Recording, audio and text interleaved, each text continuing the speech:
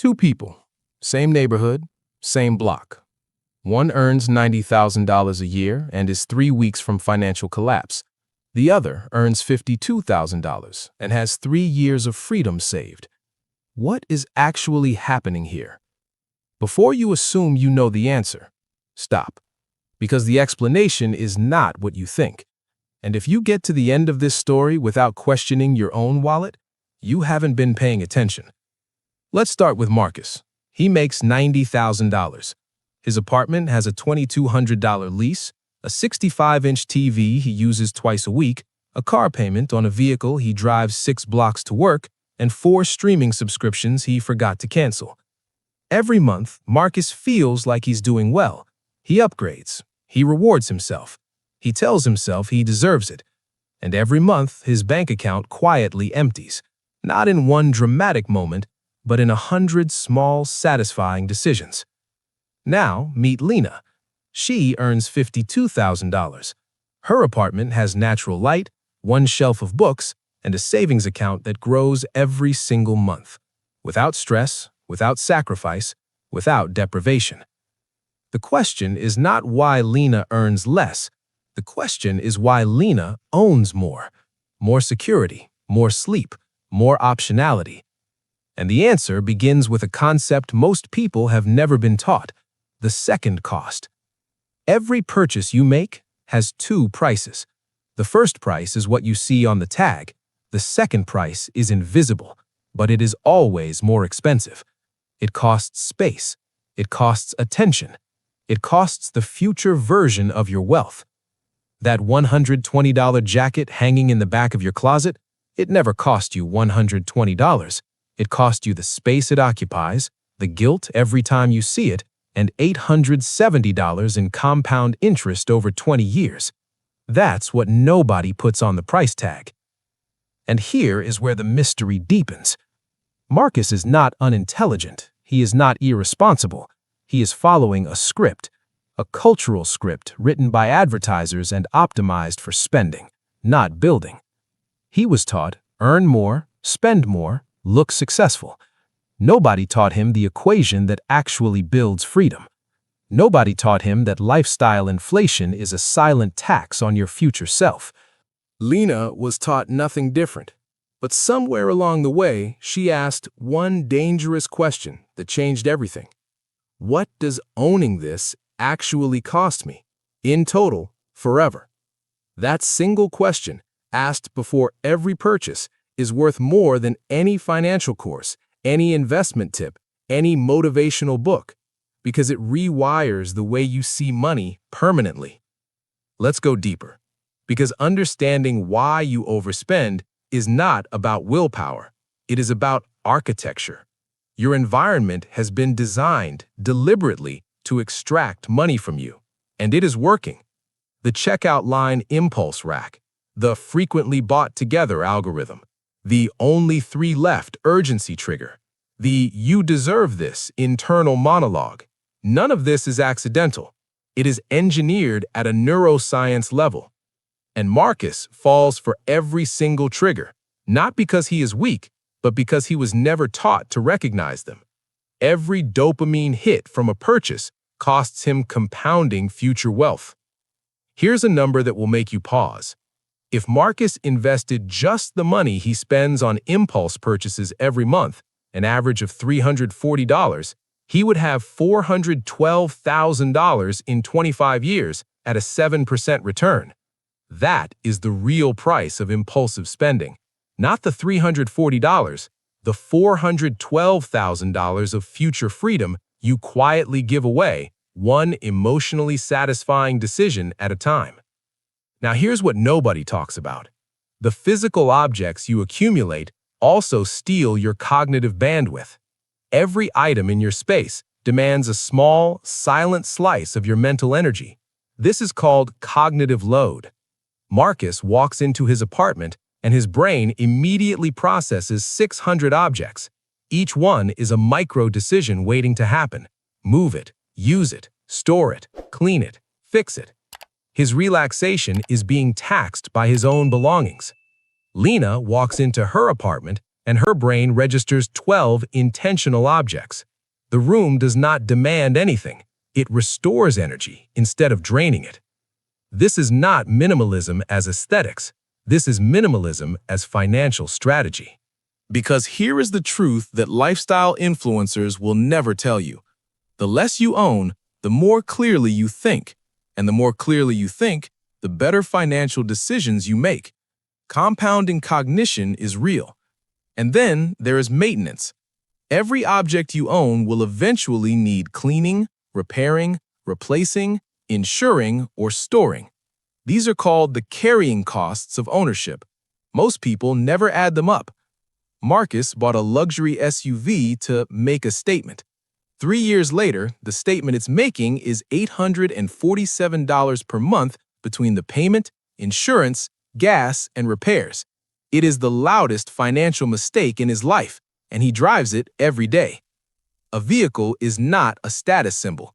It is one of the most expensive financial decisions you will ever make, and most people make it emotionally, in a dealership designed to trigger emotion. The average American spends over $12,000 per year on their vehicle. Over 40 years, if that amount had been invested instead, it would be worth $2.4 million. Let that number sit with you for a moment. Now let's talk about the upgrade cycle, one of the most psychologically sophisticated wealth traps ever designed. You buy a phone, it works. Then a new model comes out, and suddenly yours feels broken. Nothing changed except the marketing. Marcus has upgraded his phone 4 times in 3 years. Each time, his old phone was perfectly functional. Each upgrade cost him roughly $900. Total, $3,600. Invested instead, $4,800 in 5 years.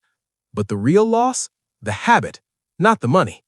The real cost of the upgrade cycle is not what you pay. It is the identity you build around consumption. When your sense of self requires new things to feel valid, the spending never stops. Lena has the same phone for 3 years, not because she cannot afford a new one, because the old one serves its purpose completely, and she already knows exactly where the difference goes. Into an index fund every month automatically. The intentional pause. That is Lena's superpower. Before every purchase, she asks, "Does this give me freedom or take it?" 3 seconds. That question alone has been worth tens of thousands of dollars. This brings us to the first law of intentional wealth. You do not own your possessions. Your possessions own you.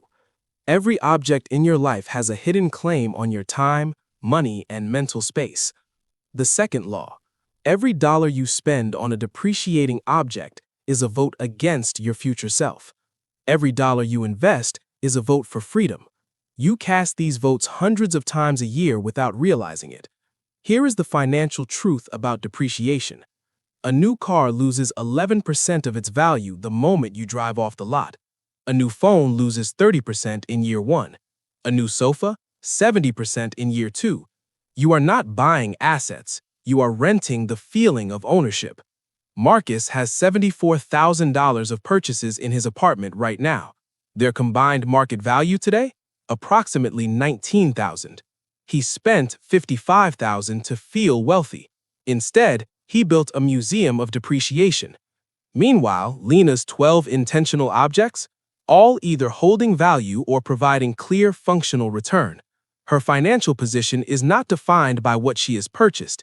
It is defined by what she chose not to purchase. Let's talk about subscriptions, the invisible monthly drain that most people never audit.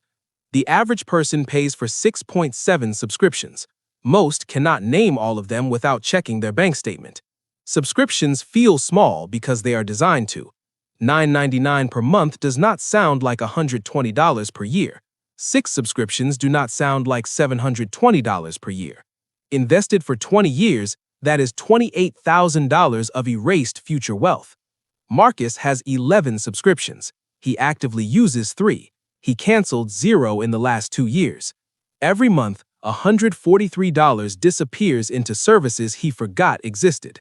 This is not a money problem. This is an attention problem. Lena conducts what she calls a quarterly subscription audit. Every 3 months, she asks, "Am I using this? Is it worth its full annual cost? Does it align with where I am going?" Most do not survive the audit.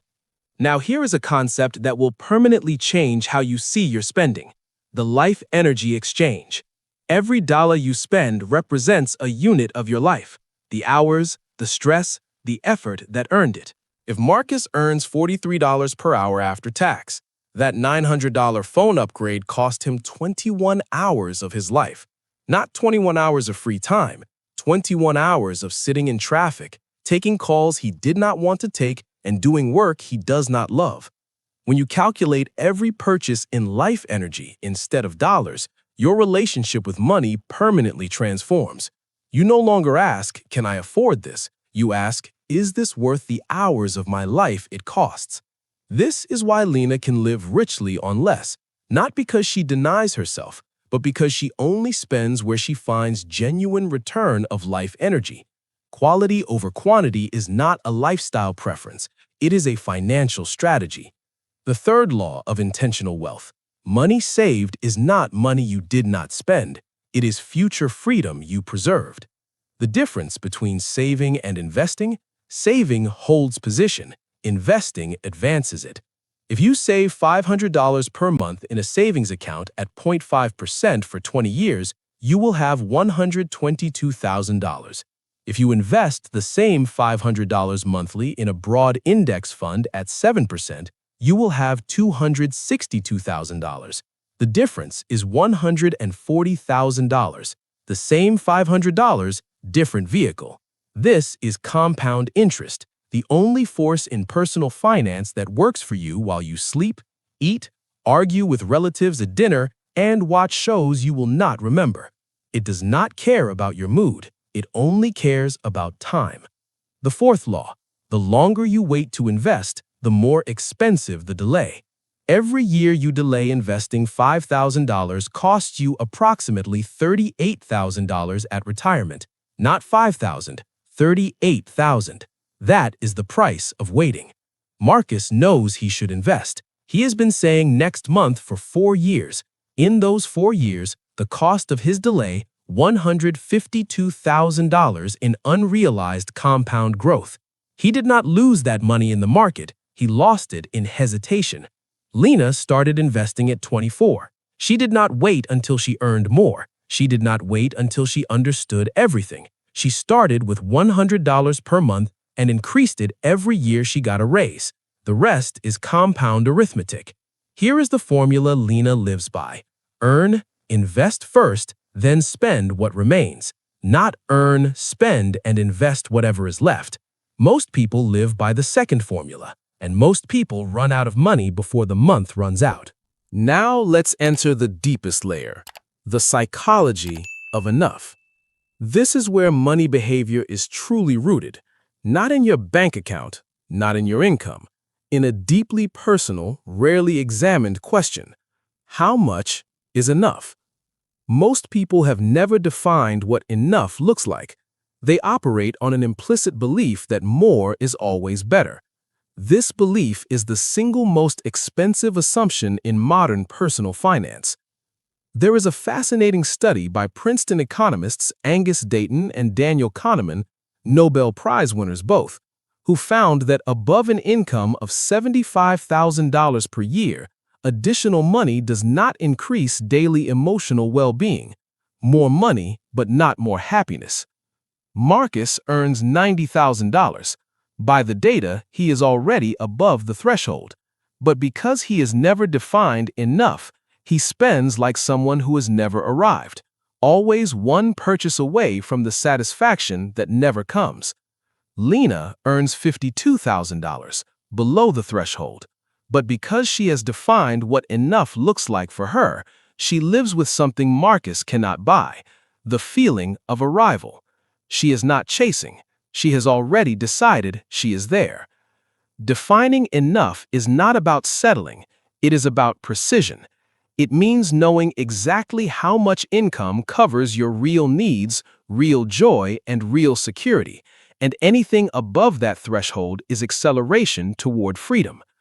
Now let's talk about the emotion that makes none of this easy: Social comparison.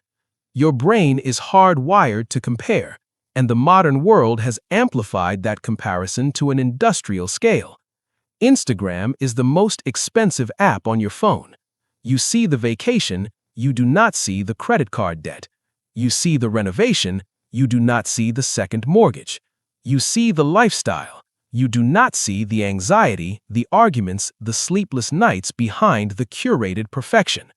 Marcus compares his lifestyle to people 3 income brackets above him. This is called aspirational comparison, and it guarantees he will always spend above his means to maintain a social position he was never meant to occupy. Lena deleted social media from her phone 2 years ago, not out of fear, out of financial clarity. She said, "I will not let an algorithm designed to create envy decide how I allocate my resources." The fifth law. The people you surround yourself with are the most powerful financial force in your life, not your income, not your investments. The average of the 5 people closest to you sets your spending baseline. When your closest friends upgrade their cars, you feel pressure to match. When they book expensive vacations, you feel invisible debt pressure. The subscription to other people's lifestyles is the most expensive subscription most people never audit. Here is a question. When was the last time you made a major purchase purely because it genuinely improved your life? Not because someone else had it, not because it signaled success, not because of an ad. Think about that honestly. Lena does this audit regularly. She calls it the pure joy test. Every object in her home must pass it. If she can't immediately identify specific joy or function it provides, it's released, sold, donated, or discarded with gratitude.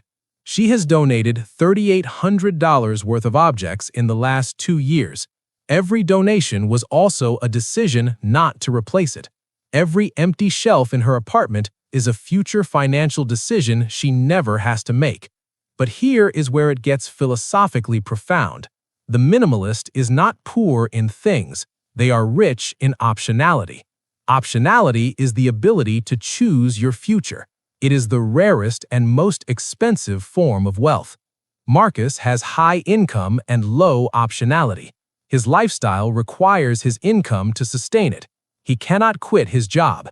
He cannot take a month off. He cannot start the business he thinks about at midnight. His possessions own his choices. Lena has lower income and high optionality. Her lifestyle costs $2,200 per month to maintain. She has 30 months of it saved. She can walk away from any situation she does not want to be in. That is not poverty, that is power. Now let's crystallize everything into the 6 rules that separate financial freedom from financial prison. These are not budgeting tips, they are identity shifts. Rule 1. Spend on experiences, not objects, wherever possible. Research from Cornell University's Thomas Gilovich confirms that human happiness adapts to objects within weeks, but experiences compound emotionally over years. You stop seeing the couch. You never stop retelling the story of the trip. Rule 2. Automate your financial behavior before willpower is tested.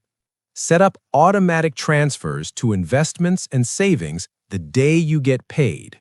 Pay yourself first, not with what's left over, but with what comes first.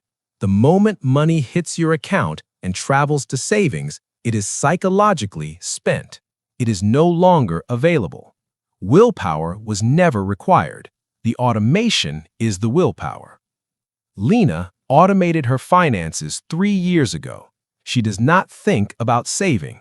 It happens before she sees the money.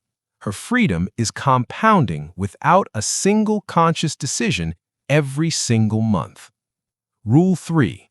The 72-hour rule for non-essential purchases over $100.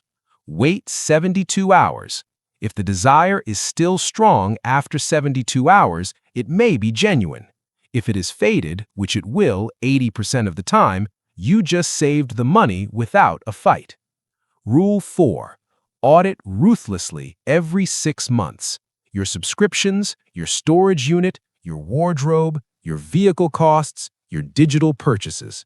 Most people find between $200 and $600 of monthly spending they no longer want. Rule 5. Increase your savings rate, not your lifestyle, every time your income increases. The money you were living without before the raise is money you never learned to miss. Invest it before lifestyle catches up.